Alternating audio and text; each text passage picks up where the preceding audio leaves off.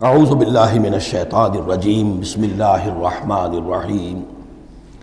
اب جو دو صورتیں آ رہی ہیں ان کا سارا تعلق کلیتاً محمد الرسول اللہ کے ساتھ ہے۔ یہ سیرت النبی کے اعتبار سے بھی بہت اہم ہیں دو صورتیں۔ بعض اعتبار سے جو صوفیانہ اس میں مسائل آئے ہیں، اور عام طور پر ہمارے مفسرین، ایسے مفسرین خصوصاً جدید دور کے کچھ ریشنلسٹ قسم کے لوگ، وہ تو ان مطالب کی گرد کو بھی نہیں پہنچے۔ ہمارے جو پرانے مفسرین ہیں، چونکہ ان کا ذوق جو ہے وہ ان کے اندر، وہ ذوق بھی اندر ہے موجود ان کے اندر، اسلام کے اور دین کے باطنی حقائق، قرآن کے باطنی حقائق کا، تو میں اس کے حوالے سے چند چیزیں آپ کو بتاؤں گا۔ سورۃ الضحیٰ کا اس کا جو شان نزول ہے وہ یہ ہے کہ کچھ دنوں کے لیے، ایک تو بالکل شروع میں جو رک گئی تھی فترت وحی، اس کے علاوہ پھر ایک موقع آیا ہے کہ کچھ عرصے کے لیے، بہت دن گزر گئے حضرت جبرائیل نہیں آئے، اور آپ کے اوپر ایک شدید قسم کی جو ہے وہ پریشانی طاری ہو گئی۔ کچھ لوگوں نے بھی طعنہ دینا شروع کر دیا، کچھ عرصے سے محمد تم نے کوئی نئی وحی نہیں سنائی، کیا ہوا تمہارا شیطان کیا چلا گیا بس اب؟ کوئی ایسا بھی بتایا گیا کہ ایک دفعہ کہیں متواتر کئی راتوں تک آپ رات کو اٹھے نہیں، تو کہا وہ تمہارا شیطان تمہیں چھوڑ گیا ہے۔ کوئی ساتھ کے رہنے والی عورت جو تھی کہ رات میں نے سنی نہیں تمہاری کوئی پڑھنے کی جو تم پڑھا کرتے تھے، کہ شاید شیطان تمہیں چھوڑ گیا ہے۔ خود آپ کو جس قدر ایک اشتیاق رہتا تھا کہ وہی آئے اور آپ کی وہ روح کو جو ہے مزید اور غذا اور تر و تازگی جو ہے وہ مسلسل ملتی رہے، اس کی وجہ سے یہاں تک آتا ہے کہ حضور فرماتے ہیں کہ اس درجے میں رنج اور غم میں تھا کہ میں سوچتا تھا کہ میں پہاڑ کے اوپر چڑھ کر اپنے آپ کو گرا دوں۔ بربنائے طب بشری، اس درجے حضور کے اوپر جو ہے یہ شاخ گزر رہا تھا کہ وہی کیسے بند ہو گئی۔ اور اس میں یہ بھی تھا کہ اللہ ناراض تو نہیں ہو گیا، کیا مجھ سے کوئی خطا تو ایسی نہیں ہو گئی، یہ سبب کیا ہوا ہے؟ یہ ہے وہ کیفیت کہ جس کے اندر یہ آیتیں نازل ہو رہی ہیں۔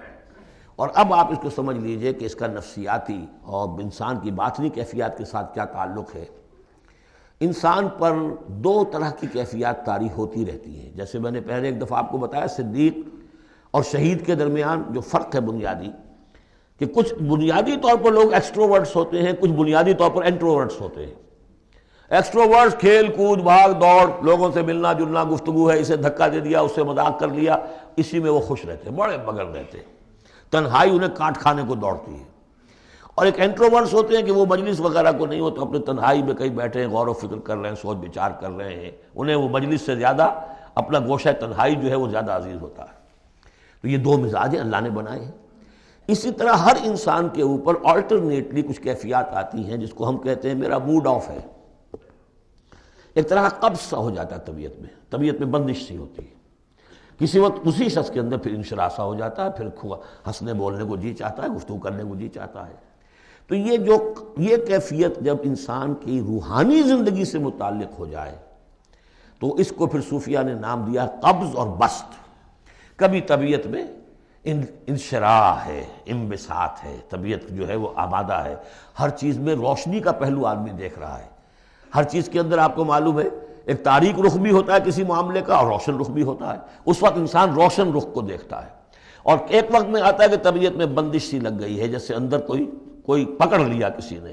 اب طبیعت جو ہے وہ بھی اپنے اندر وہ انقباض محسوس کر رہی ہے، اور پھر آدمی پیسیمسٹک ہو جاتا ہے، نا امید سا ہوتا ہے، پھر اسے ہر معاملے کا تاریک پہلو زیادہ نظر آنے لگتا ہے۔ تو یہ قبض اور بسط کی کیفیات ہیں۔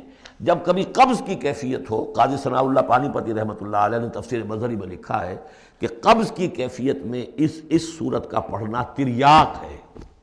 جس طرح حضور صلی اللہ علیہ وسلم کے لیے گویا کہ اس وقت جو وحی کا بند ہو جانا تھا، وہ گویا کہ ایک طرح کے انقباض اور قبض کی کیفیت پیدا ہوئی تھی۔ صدق اللہ العظیم۔